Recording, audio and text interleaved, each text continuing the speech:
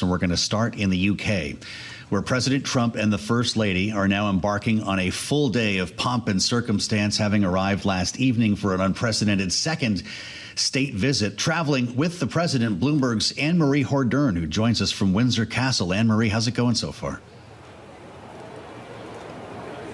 Well, there's been a lot of pomp and circumstance, as you say, Joe. A ton of theater on display today between a flyover, a luncheon with the royal family, as well as laying a wreath at the tomb of late Queen Elizabeth, who, of course, the president met on his first state visit to the United Kingdom in 2019.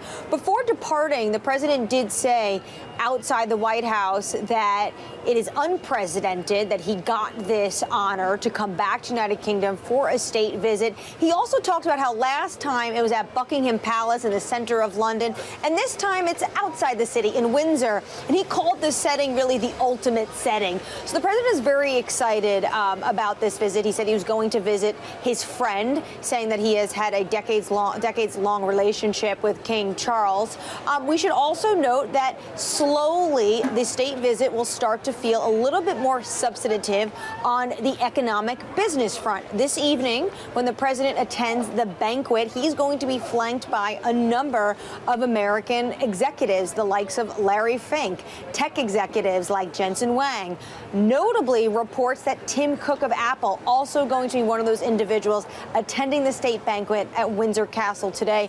That is really notable because, of course, he was absent when the president made that trip to the Middle East, and the president made sure everyone was aware, kept bringing it up, that Tim Cook did not join him on that state visit, and he's going to be there for this evening. And then, of course, tomorrow he'll be sitting down with Prime Minister Keir Starmer, where there'll be a lot more discussions about a host of issues.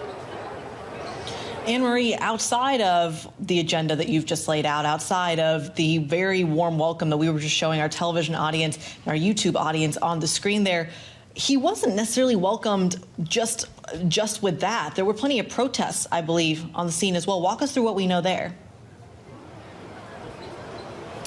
Well, last night what we saw projected onto the walls of Windsor Castle, this 11th century castle, was a photo of President Donald Trump and the late sex offender Jeffrey Epstein. There was also protesters that had a tennis court-sized banner outside the castle of the two as well. So there have been moments of protests and individuals using pictures to protest for the President of the United States coming here, especially with a hot topic in the United Kingdom, such as Jeffrey Epstein, given the fact that the third departure in just 2 weeks was British ambassador to the United States, Lord Peter Mandelson, after the revelations in Bloomberg News emails about his close relationship with Jeffrey Epstein. So this can make quite an awkward moment, of course, as well as Jeffrey Epstein's relationship with, as well, one of the individuals, Andrew, in the royal family. But we should also note, because I've been outside the castle the entire day, there also have been individuals here excited for President Trump to visit. So it has been a mixed bag. I saw a lot of Make America Great hats, other hats that said Trump was right about everything, and T-shirts, some dogs walking around with MAGA wear as well. So I would say there has been some mixed responses right outside the castle gates.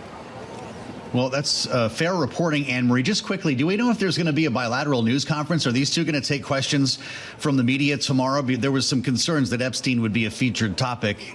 Do we know if that'll happen? Well, at the moment, we are expecting both of these leaders, Prime Minister Keir Starmer and President Donald Trump, to address the press tomorrow after they have a bilateral meeting at the Prime Minister's country estate in Chequers. We should note the president is walking into a very different political environment right now in the United Kingdom than it was 7 months ago when Keir Starmer visited Washington, D.C. and handed the president this letter from King Charles inviting him on this unprecedented state visit.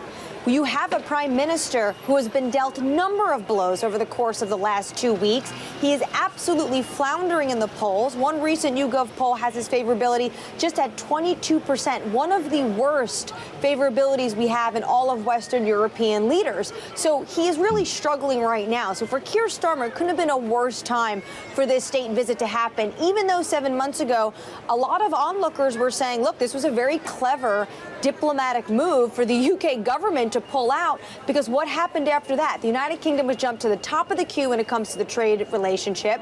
I was in the Oval Office in May when the president was on speakerphone with the prime minister announcing the trade agreement, which they then signed on the sidelines of the G7. But it's a completely different political environment right now for the prime minister, and really not the most opportune moment for him to have this state visit with the president of the United States.